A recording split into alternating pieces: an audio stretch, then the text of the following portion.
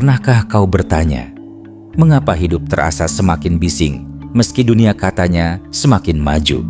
Mengapa manusia semakin mudah tersinggung, saling merendahkan, saling menghancurkan, padahal kita semua berjalan di tanah yang sama, menghirup udara yang sama, dan akan kembali ke sunyi yang sama?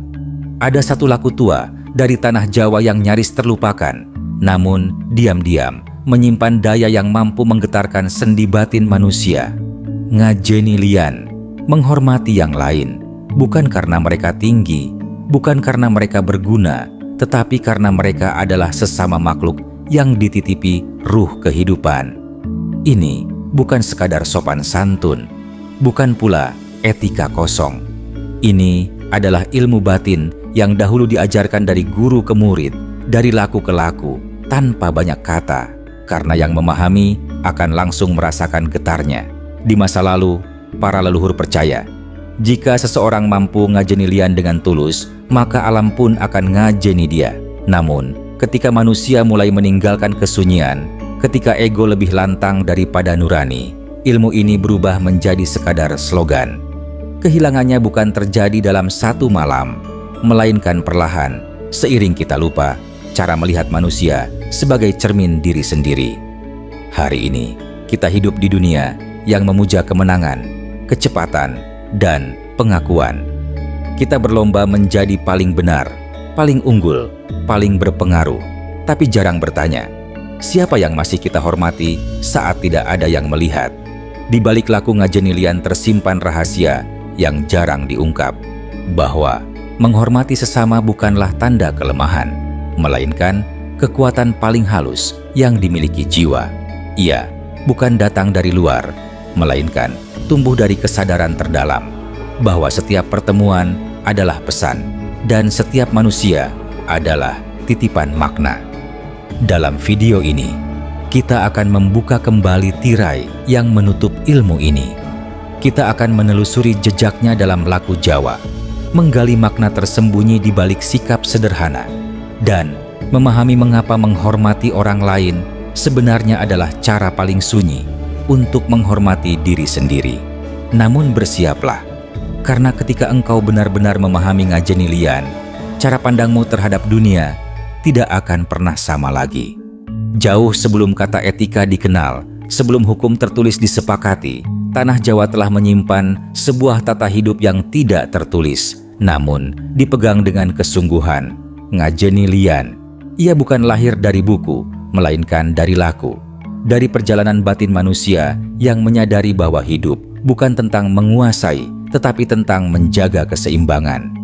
Dalam naskah-naskah kuno Jawa, seperti Serat Wedatama, Serat Wulangreh, dan ajaran para pujangga keraton, tersirat satu benang merah, bahwa manusia tidak hidup sendirian di dunia ini, melainkan berada dalam jejaring rasa yang saling memengaruhi.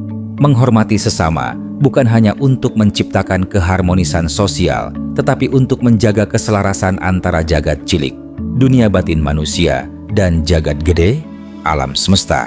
Para leluhur meyakini bahwa setiap manusia membawa daya hidup yang sama, meski terbungkus dalam rupa, status, dan bahasa yang berbeda. Karena itu, menghina orang lain berarti merusak keseimbangan kosmis. Dalam pandangan ini, rasa hormat bukan ditujukan pada tubuh, melainkan pada ruh kehidupan yang bersemayam di dalamnya. Pada masa kerajaan-kerajaan Jawa, para empu dan resi tidak hanya mengajarkan tata krama lahiriah, tetapi juga tata rasa, kepekaan halus terhadap keberadaan orang lain. Mereka percaya, sing ora bisa ngajeni, bakal ilang jati dirine. Siapa yang tidak mampu menghormati akan kehilangan jati dirinya sendiri. Namun, seiring runtuhnya kerajaan dan datangnya zaman modern, banyak ajaran ini tergerus. Ia dipadatkan menjadi sekadar sopan santun, kehilangan dimensi batinnya.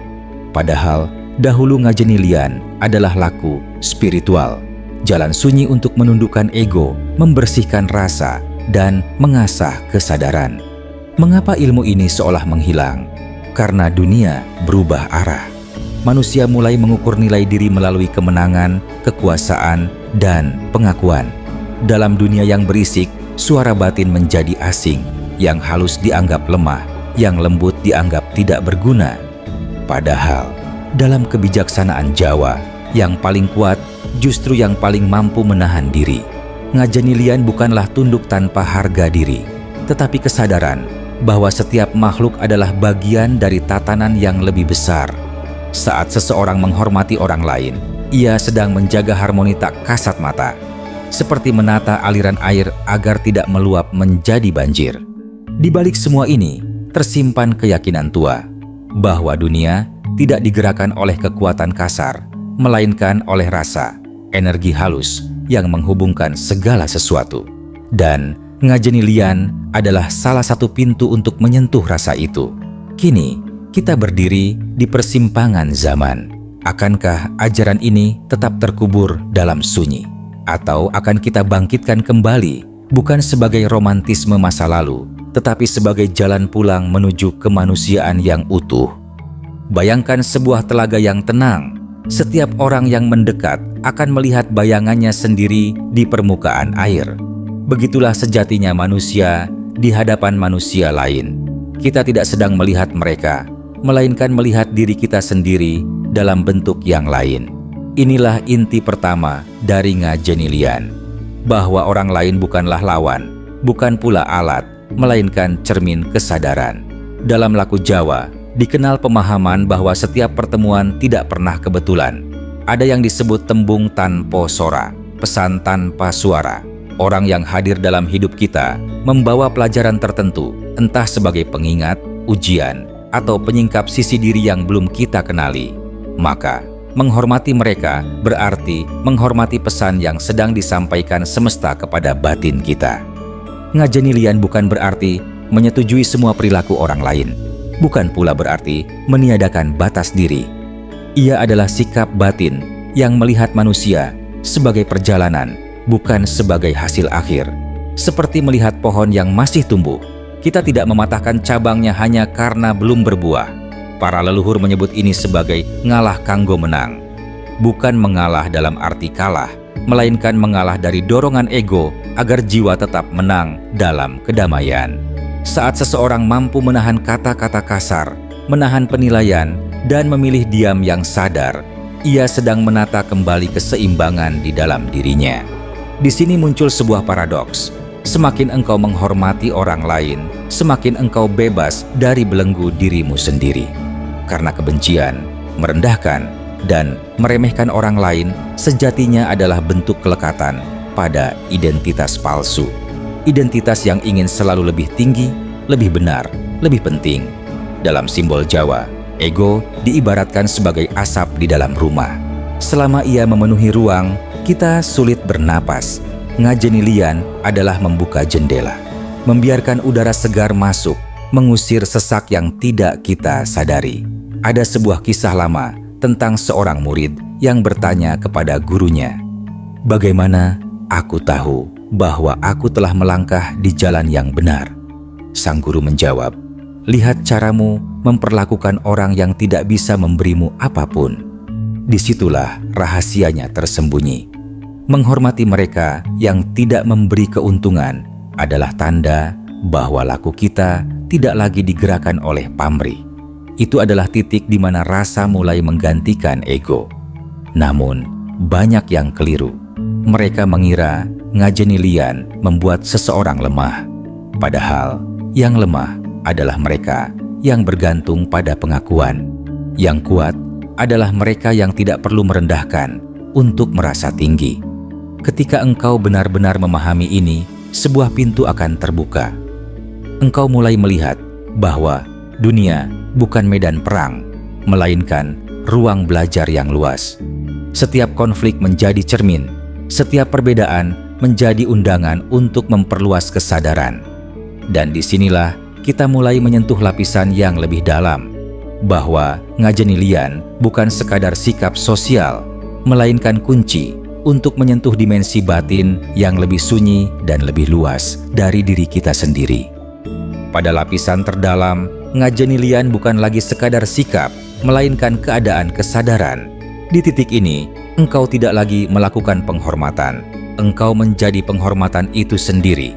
Setiap kata, tatapan, dan kehadiranmu membawa getaran yang menenangkan, seolah ada ruang sunyi yang berjalan bersamamu. Para leluhur menyebut keadaan ini sebagai rasa sejati, rasa yang tidak dipenuhi kepentingan, tidak terikat pada hasil. Dari sinilah muncul pemahaman bahwa semua makhluk berada dalam satu aliran kehidupan yang sama. Yang membedakan hanyalah lapisan luar, nama, jabatan, bahasa, atau luka masa lalu. Namun, ada sebuah mitos yang sering disalahpahami, bahwa menghormati berarti selalu diam dan menerima. Padahal, Ngajenilian juga mencakup keberanian untuk berkata jujur tanpa melukai, menegur tanpa merendahkan, dan menjaga batas tanpa membenci. Ini adalah seni halus, tegas tanpa kasar, lembut tanpa lemah. Dalam kebijaksanaan Jawa, dikenal istilah empan papan, menempatkan diri sesuai ruang dan waktu. Menghormati bukanlah mengikuti arus tanpa arah, tetapi memahami kapan harus maju, kapan harus menepi. Disinilah banyak orang tersesat, karena mereka mempraktikkan bentuk luar tanpa memahami kedalaman batin. Ada pula rahasia lain yang jarang diungkap. Saat engkau benar-benar menghormati orang lain, medan batinmu berubah. Engkau tidak lagi mudah tersulut, tidak cepat menghakimi. Seperti api yang kehilangan bahan bakarnya, konflik perlahan padam dengan sendirinya. Para empu percaya bahwa rasa hormat menciptakan getaran halus yang memengaruhi jagat, bukan dalam bentuk keajaiban yang dramatis, tetapi dalam ketenangan yang merambat perlahan, membuka jalan yang sebelumnya tertutup, melunakkan hati yang keras, dan menghadirkan pertemuan yang tak terduga. Disinilah muncul paradoks kedua. Dengan menghormati orang lain, engkau sebenarnya sedang menyelaraskan dirimu dengan tatanan yang lebih besar. Seolah ada tangan tak terlihat yang menuntun langkahmu karena batinmu telah sejalan dengan irama kehidupan.